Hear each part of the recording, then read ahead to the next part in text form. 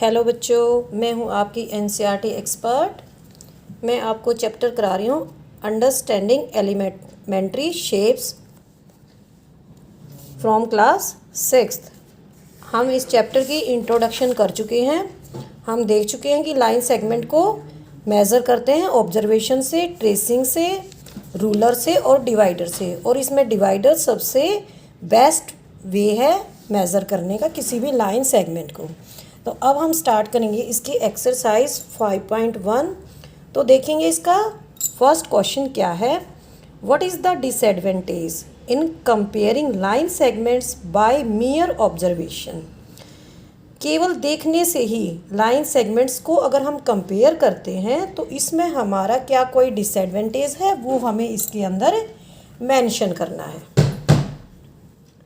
जब हम किसी भी लाइन सेगमेंट को केवल देखकर ही बताते हैं कि कौन सी छोटी है और कौन सी बड़ी है, ये हर केस में पॉसिबल नहीं है। जैसे हम दो लाइन सेगमेंट लेते हैं, ये होगी हमारी लाइन सेगमेंट ए है, बी, ये हमारी लाइन सेगमेंट ए बी है। अब हम लेंगे दूसरी लाइन सेगमेंट सी और डी। तो हमें यहाँ पर केवल देखने से ही पता चल रहा है कि यहाँ पे कौन सी बड़ी है। यहाँ पे सी डी जो लाइन सेगमेंट है, it is larger than A B line segment, ठीक है। लेकिन अगर हम सी डी के पास ही कोई लाइन ड्रॉ करते हैं इस टाइप से, तो हमें यहाँ पता नहीं चलता। जैसे ये लाइन सेगमेंट हमारी एम एन है जो हमने सी डी के साथ ही ड्रॉ की है। अब हम सी डी और एम एन को कंपेयर करके देखेंगे कौन सी बड़ी और कौन सी छोटी है। केवल हमें देखने से पता ही नहीं चल रहा कि सी डी बड़ी है या एम एन बड़ी है। वैसे इनके अंदर डिफरेंस तो है, लेकिन इतना कम डिफरेंस है जो हमें केवल देखने से पता नहीं चलता। तो हमारा जो इसके अंदर डिसएडवांटेज आएगा वो क्या आएगा, the disadvantage is that we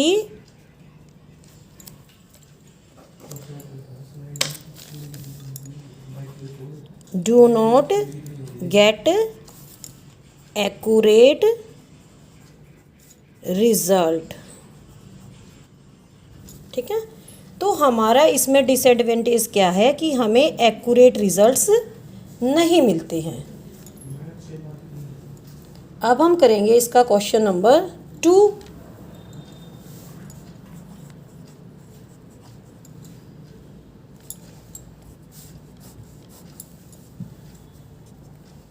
question number 2 क्या है, why it is better to use a divider than a ruler while measuring the length of a line segment।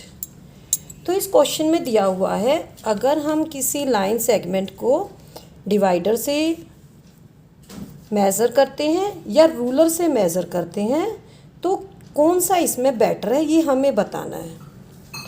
तो जब मैंने इस चैप्टर की इंट्रोडक्शन कराई थी तो मैंने आपको बताया था कि जो रूलर हम यूज़ करते हैं वो थिक होता है, उसकी थिकनेस की वजह से रिज़ल्ट हमारे एक्यूरेट नहीं आते। द मेज़रमेंट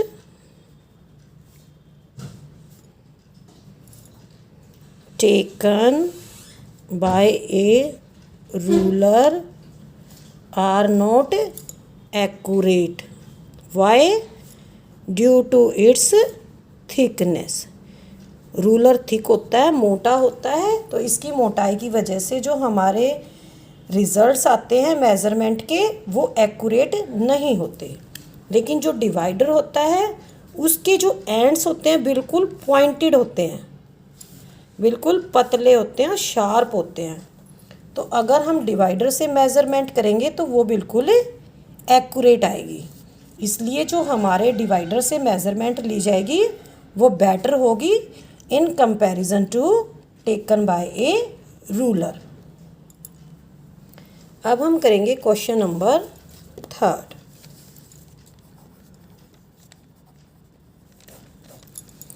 थर्ड क्वेश्चन क्या है हमारा, draw any line segment A B, take any point C line in between A and B, measure the length of AB, BC and AC, is AB equal to AC plus CB। तो हम कोई भी line segment draw करेंगे, ये हमारी होगी line segment AB, कोई भी पॉइंट C लेंगे आप इसके बीच में, ये हो गया हमारा पॉइंट C। अब हम इनकी लेंथ को मेज़र करेंगे। सपोज़ ये जो हमने लेंथ ली है, हम इसके अंदर डिवाइडर यूज़ करेंगे और एक लाइन खींचेंगे A B.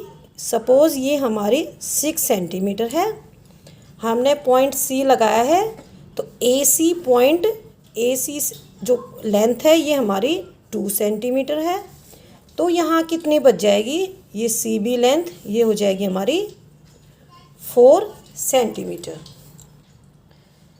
Is A B is equal to A C plus C B.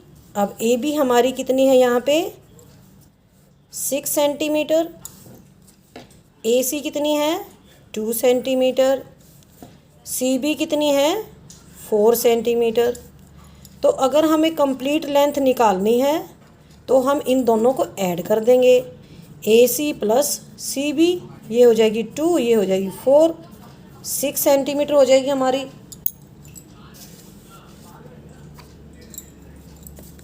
Note, if A, B, C are any 3 points on a line such that AC plus CB is equal to AB, then we can be sure that C lies between A and B। अगर हमारे पास एक line segment है AB और इसके यहाँ कोई भी point C है, तो हम हर बार ये श्योर नहीं हो सकते कि C AB के बीच में है, ये कोई ज़रूरी नहीं है। अब हम करेंगे question number 4।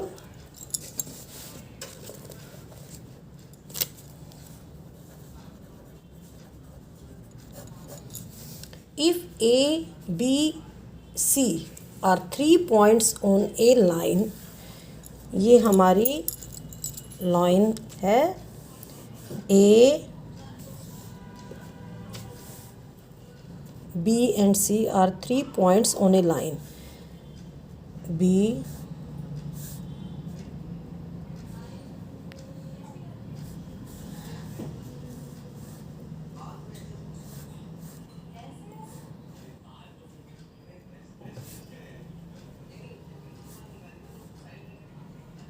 C। A, B और C हमारे 3 पॉइंट्स हैं लाइन के ऊपर। हमें दिया हुआ है जो ए बी है ये हमारा 5 सेंटीमीटर है, और जो बी सी है ये हमारा 3 सेंटीमीटर है, और जो ये हमारी टोटल लाइन है ए से लेकर सी तक, ये हमारी हो गई 8 centimetre. Which one of them lies between the other 2। तो ये जो हमारी लाइन है ए सी, तो इनके बीच में कौन सा पॉइंट है ये हमें इसके अंदर बताना है। तो इनके बीच में देखिए आप कौन सा पॉइंट है, बी पॉइंट है, तो आंसर हो जाएगा इसका B point lies between A and C. अब हम करेंगे क्वेश्चन नंबर 5, ठीक है। Verify whether D is mid point of A G. हमें यहाँ पे एक फिगर दिया हुआ है, यहाँ पे 0 है और ये यहाँ पर 7 तक मार्क है, 1 2 3 4 5 6 एंड 7, 1 2 3 4 5 6 और 7। इनके नेम भी दिए हुए हैं पॉइंट्स के, A B C D E F और ये जी। हमें क्या बताना है, जो ये हमारा पॉइंट डी है ये मिड पॉइंट है ए जी का। ए से लेकर जो जी तक हमारी लाइन सेगमेंट है, हमें बताना है जो डी है इस लाइन सेगमेंट का मिड पॉइंट है। मिड पॉइंट क्या होता है? जैसे आपके पास यहाँ पे 2 स्टिक्स हैं, ठीक है, और सपोज करो कि ये जो 2 स्टिक्स हैं आपस में 6 सेंटीमीटर की डिस्टेंस पे रखी हुई हैं, और यहाँ पे कोई बॉल है छोटी सी, ठीक है। अब आप ये डिस्टेंस मेज़र करें, यहाँ से लेकर इस स्टिक से लेकर बॉल तक, और इस बॉल से लेकर यहाँ स्टिक तक। ये 3 सेंटीमीटर है और ये भी 3 सेंटीमीटर है। तो हम क्या कहेंगे, जो ये बॉल है ये स्टिक्स के बीच की डिस्टेंस का मिड पॉइंट है, ठीक है। मिड पॉइंट हो गया क्लियर। अब हम क्वेश्चन स्टार्ट करेंगे। जब मैंने इंट्रोडक्शन कराई थी तो मैंने बताया था ये 1 सेंटीमीटर मार्क है, ये 2 सेंटीमीटर मार्क है, और यहाँ पे छोटे छोटे मार्क्स होते हैं उनको हम मिलीमीटर बोलते हैं। और 1 से लेकर 2 तक की डिस्टेंस कितनी होती है? 1 सेंटीमीटर होती है। ये ऐसे यहाँ पे भी 1 सेंटीमीटर है, यहाँ पे ये 1 सेंटीमीटर है। तो हमारी ए डी ये कितनी हो जाएगी? 3 सेंटीमीटर, ठीक है। अब हम डी से लेकर जी तक इसको मेज़र करेंगे, ठीक है। डी से लेकर हम जी तक मेज़र करेंगे, ये भी हमारी 3 सेंटीमीटर है। तो मैंने क्या बताया था आपको, मिड पॉइंट दोनों तरफ से डिस्टेंस सेम होनी चाहिए तो वो उसका मिड पॉइंट होता है। जब ये डी से लेकर ए तक की डिस्टेंस 3 सेंटीमीटर है और डी से लेकर जी तक की जो डिस्टेंस है वो 3 सेंटीमीटर है, तो डी क्या हो जाएगा? मिड पॉइंट ऑफ ए जी।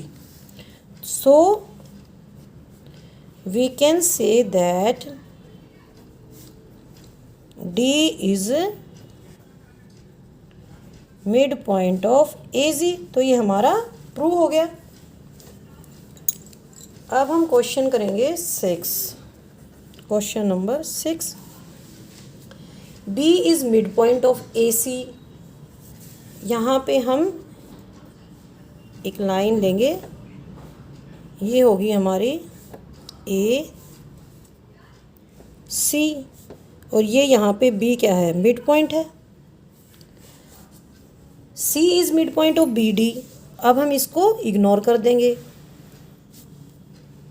ये हमने लाइन खींच ली, ए सी लाइन सेगमेंट है और बी इसका मिड पॉइंट है, ठीक है। आगे हमें दिया है C is mid point of B D, हम इसको छोड़ देंगे।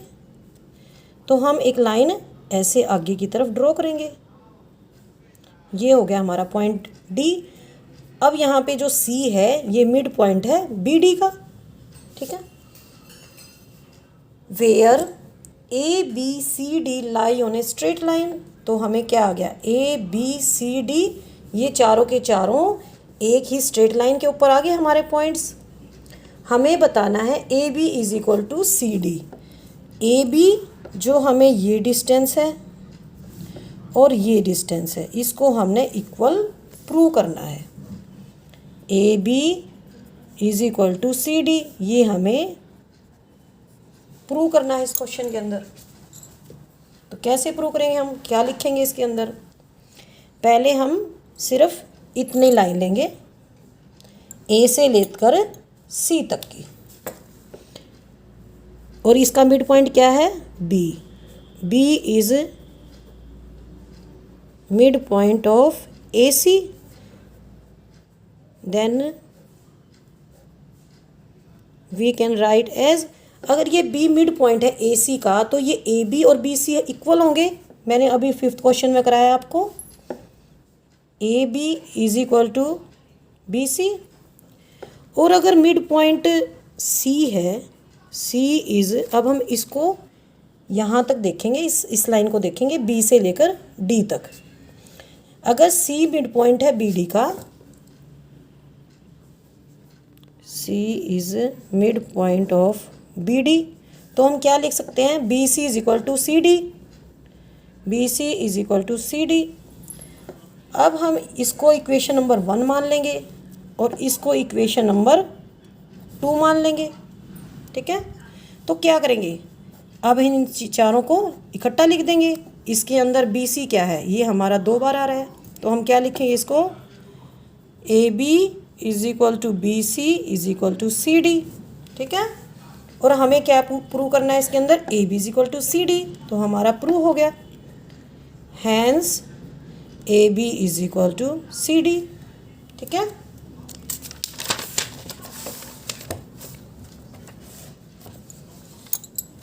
हमारे 6 क्वेश्चंस हो चुके हैं। अब हमारा रहता है सबसे लास्ट क्वेश्चन, क्वेश्चन नंबर 7।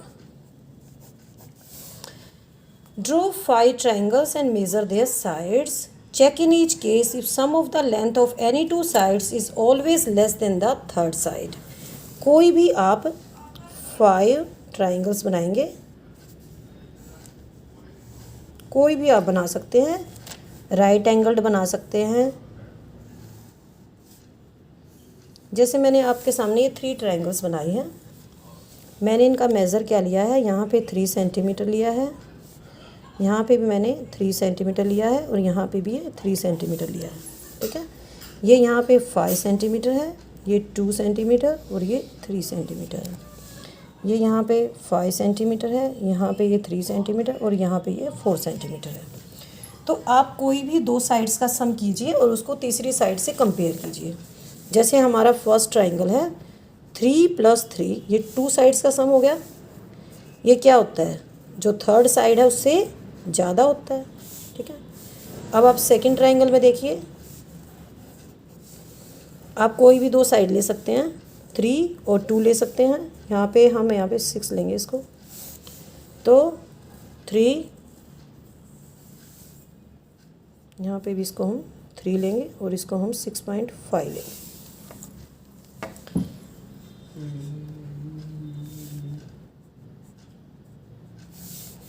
जैसे मैंने यहाँ पे ली इसकी 3 और 3। ठीक है, ये किससे ज़्यादा है, 4.5 से। अब आप इसकी ये वाली साइड्स लीजिए, 3 + 4.5, ये किससे ज़्यादा होगा, 3 से ज़्यादा होगा। ठीक है, अब हम इस थर्ड ट्राइंगल को लेंगे। आप इसकी साइड्स लीजिए, 3 + 4, ये 5 से ज़्यादा होता है, 7। इसके अलावा आप साइड्स ले सकते हैं 3 और 5।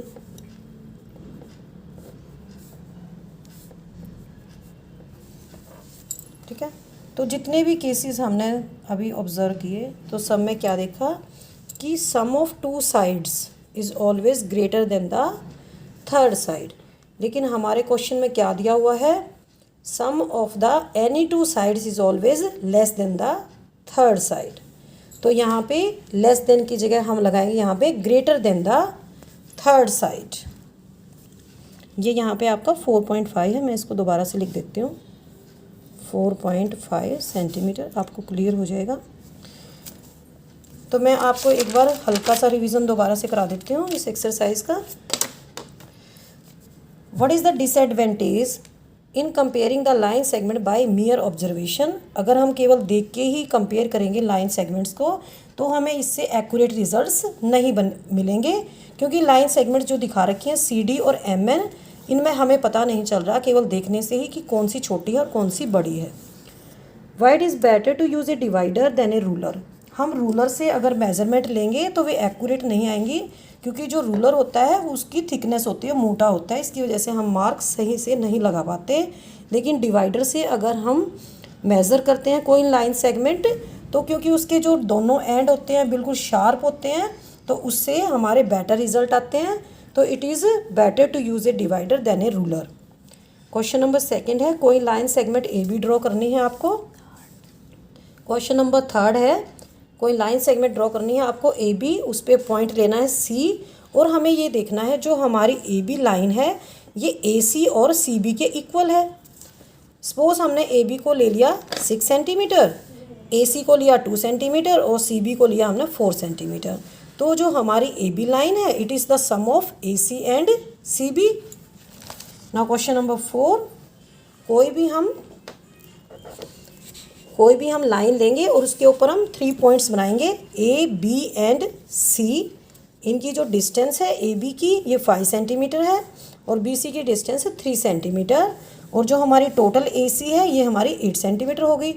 तो हमें ये बताना है कि AC के बीच में कौन सा पॉइंट लाई करता है। तो यहाँ पे कौन सा पॉइंट है, केवल यहाँ पे एक ही पॉइंट है, दैट इज़ पॉइंट B।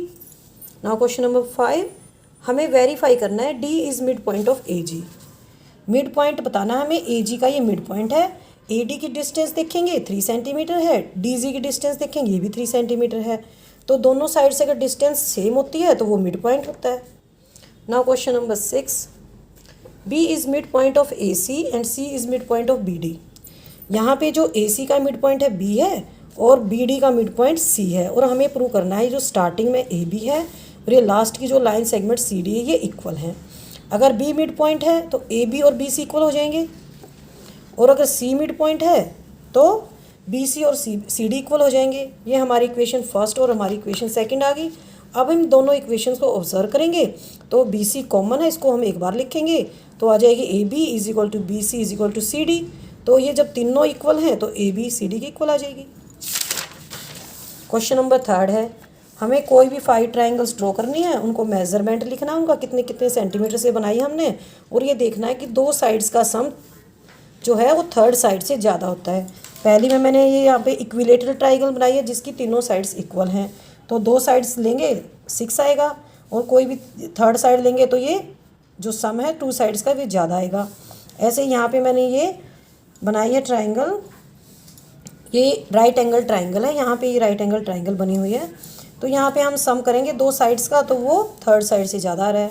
यहाँ पे मैंने ये ऐसी ट्राइंगल बनाई जिसकी तीनों साइड से इक्वल हैं। ये आइसोस्केल ट्राइंगल भी है क्योंकि इसकी 2 साइड्स इक्वल हैं।